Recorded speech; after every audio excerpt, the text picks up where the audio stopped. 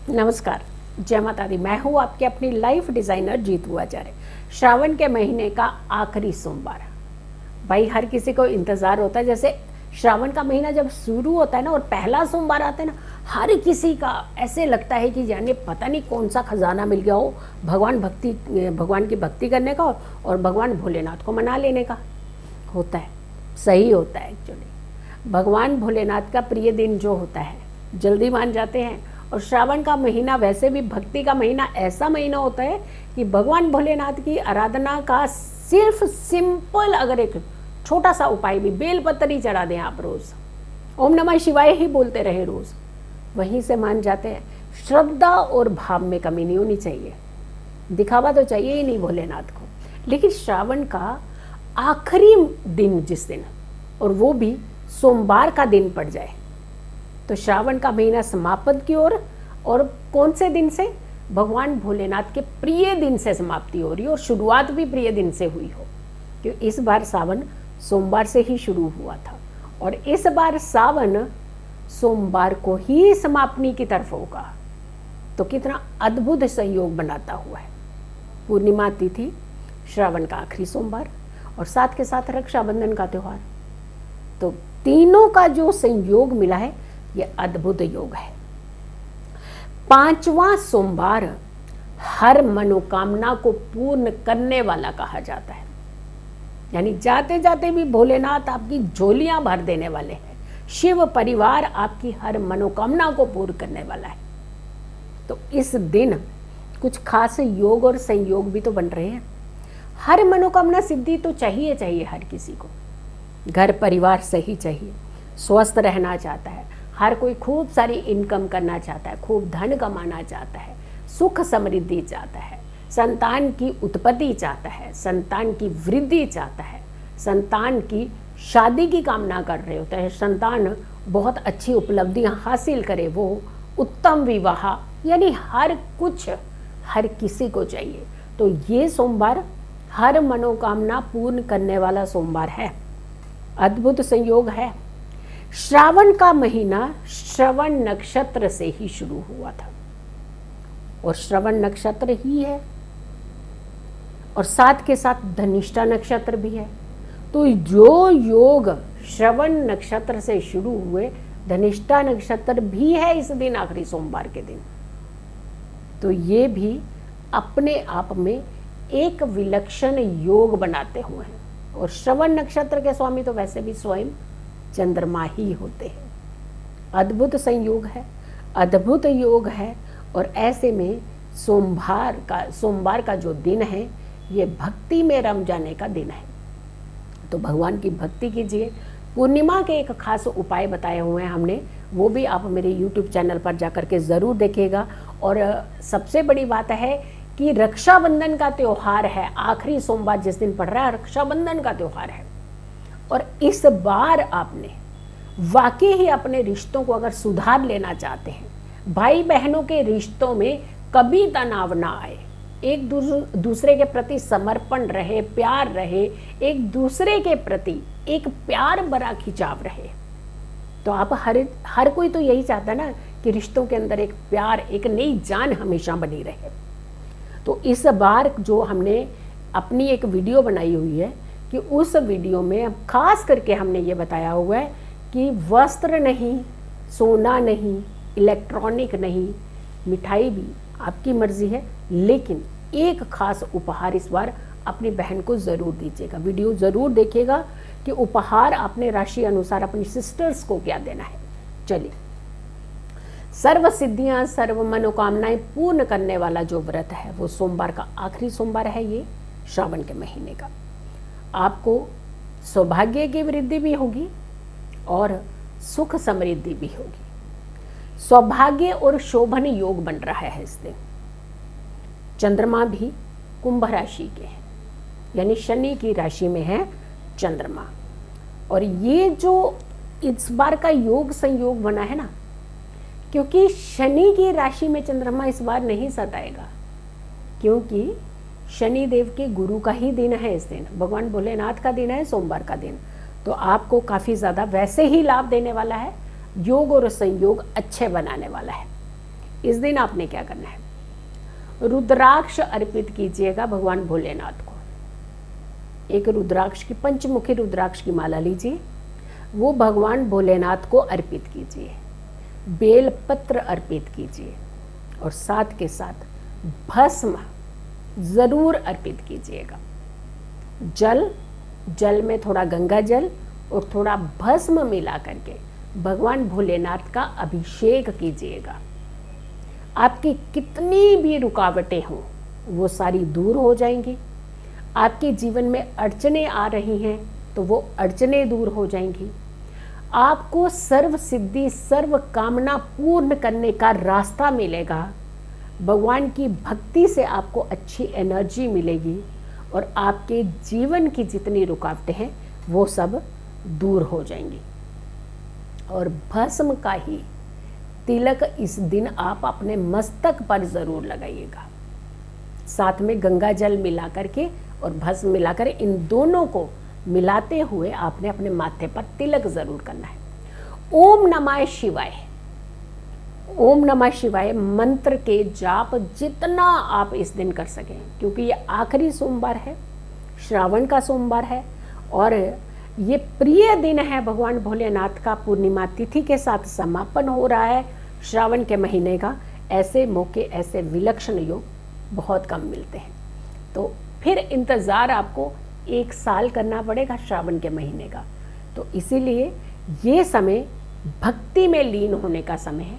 खूब अच्छे से ओम नमः शिवाय मंत्रों के जाप कीजिए, माँ पार्वती का ध्यान कीजिए, भगवान भोलेनाथ का ध्यान कीजिए, शिव परिवार का ध्यान कीजिए और अपने जीवन में सुखों की कामना कीजिए। धागे का उपाय, 4 धागे आप अभी तक बना चुके हैं। हमने कहा था 5 धागे बनेंगे। हर सोमवार एक धागा बनाया जा रहा है और जब 5वां सोमवार होगा तो इन 5 धागों का एक खास दिव्य प्रयोग करना है। ना आपके जीवन में कभी अड़चनें आएंगी और ना ही आपके कोई रुकावट होगी काम की, और ना आपकी शादी के जो योग बंधे हुए हैं जिसके कारण आप हमेशा परेशान रहे हैं, उस योग को खोलने का पूरा काम करेंगे ये धागे। एक दिव्य प्रयोग होगा 5 धागों का। चलिए, 5वां धागा आपने कैसे तैयार करना है। पीले रंग का ही धागा लेना है और उसमें 9 गांठें लगानी है। अब आप सोचते होंगे कि धागे कैसे हैं। ये देखिए, पूरा सिर से लेकर के पैर तक का धागा ऐसे, ये ऐसे पूरा एक सिर से लेकर के पैर तक का धागा है। इसमें 9 गांठें लगी हुई हैं। 1 2 3 4 5 6 7 8 और ये 9 गांठें। तो 9 गांठें इसमें धागे में लगी हुई हैं। 9 गांठों को लगाने के साथ साथ आपने इनके ऊपर शहद का तिलक लगाना है, लेकिन शहद में थोड़ा सा केसर मिला लीजिएगा। केसर और शहद से हर एक नोट के ऊपर, हर एक गांठ, जैसे हो ना, ये गांठ है ना, इसमें ओम नमः शिवाय, ओम नमः शिवाय, तो थोड़ा सा शहद लेते जाइएगा।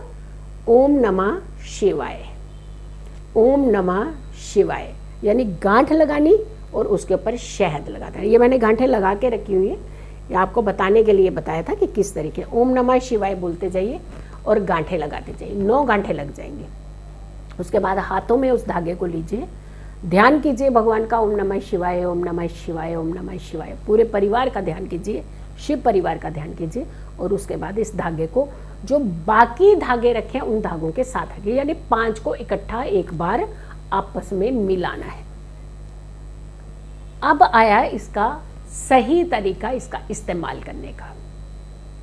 ये सूर्य उदय के बाद से लेकर के रात्रि तक किसी भी समय आप इस धागे को पहन सकते हैं। संध्या के समय भी पहन सकते हैं, सूर्य अस्त के बाद भी पहन सकते हैं, दिन में भी पहन सकते हैं। तो आप किसी भी समय इस धागे को पहन सकते हैं। 5 धागों को इकट्ठा कर लीजिए। अब 5 धागे इकट्ठे कर लीजिए, सारों को इकट्ठा कर लीजिए। जैसे ये मान लीजिए कि अभी तो एक धागा है, मैं आपको ये बताना चाह रही हूँ कि जैसे मान लीजिए कि एक धागा है, ये तो एक ये है, तो दोनों को जोड़ लिया। ऐसे ही और धागे हैं अगर आपके पास, तो मतलब जोड़ने हैं, ऐसे जोड़ के ना ऐसे 1 2 3 4 5 ऐसे 5 हो जाएंगी लाइनें।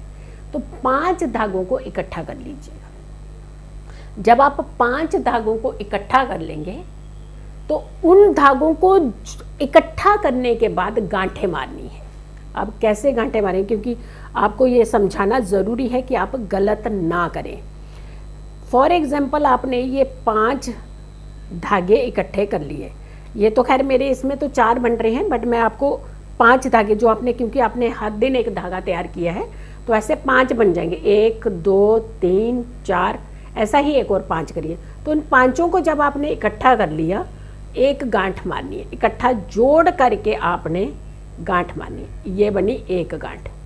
ऐसे फिर आपने बनानी है दूसरी गांठ, मतलब 5 गांठों को, 5 धागों को जोड़ करके एक धागा बनाना है। गांठ जो मारनी है 5 को जोड़ करके एक धागा बनाना, तो 9 गांठें मारनी है। ध्यान रखिएगा, 9 गांठें मारनी है इन धागों के। 5 धागे इकट्ठे करने हैं और 9 गांठें लगानी है जोड़ करके इनको। उसके बाद आपने हर गांठ के ऊपर हल्दी और केसर मिला करके तिलक लगाना है। ओम नमः शिवाय बोलते हुए माँ पार्वती का और भोलेनाथ का ध्यान करते हुए आपने ये गांठें लगानी है।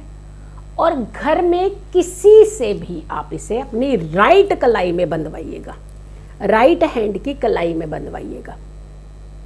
ध्यान कीजिएगा माँ पार्वती का, भगवान भोलेनाथ का, कि हमारे जीवन के अंदर कोई ब्लॉकेज किसी भी तरीके के, हमारे योग संयोग नहीं खुल रहे हैं शादी के, तो वो योग संयोग खुले, जल्द शादी हो।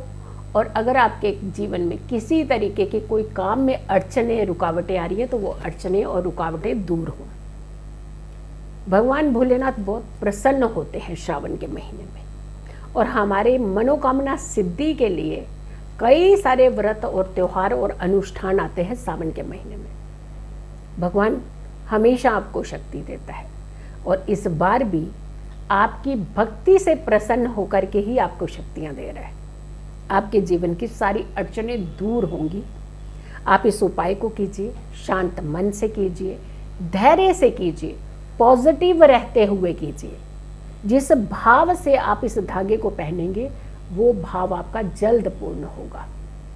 यानी जैसी इच्छा रखेंगे वैसा ही हमें फल की प्राप्ति होगी। सो इस वीडियो को ज़रूर शेयर कीजिएगा। और अगर कोई ऐसे लोग हैं जो इस वीडियो को देख रहे हैं और उन्होंने अभी तक किसी भी तरीके से ये नहीं बना पाए थे धागे, तो वो एक धागा इस दिन आज तैयार कर लें, उसके ऊपर शहद और केसर लगा करके 9 गांठें लगा लें और अपने राइट कलाई में ओम नमः शिवाय जाप करें और राइट कलाई में इस धागे को बंधवा लीजिए। भगवान हैं, भोले हैं और जल्दी मान जाते हैं। हो सकता है आपकी भी मनोकामना वो जल्दी से पूरी कर दें। तो आप इस वीडियो को ज़रूर शेयर कीजिएगा और मेरी आने वाली हर वीडियो को ज़रूर देखें। सावन का पावन महीना आपके जीवन में जैसे सुख और समृद्धि लाया है, पूरा साल आपके जीवन में सुख और समृद्धि बनाए रखें। वीडियो को शेयर कीजिए और मेरी आने वाली हर वीडियो को ज़रूर देखें। खुश रहें, स्वस्थ रहें, पॉजिटिव रहें। पॉजिटिव रहते हैं तो हर समस्या से हम दूर रहते हैं। जल्दी हाजिर होंगे एक अच्छी वीडियो के साथ। तब तक के लिए नमस्कार, जय माता दी।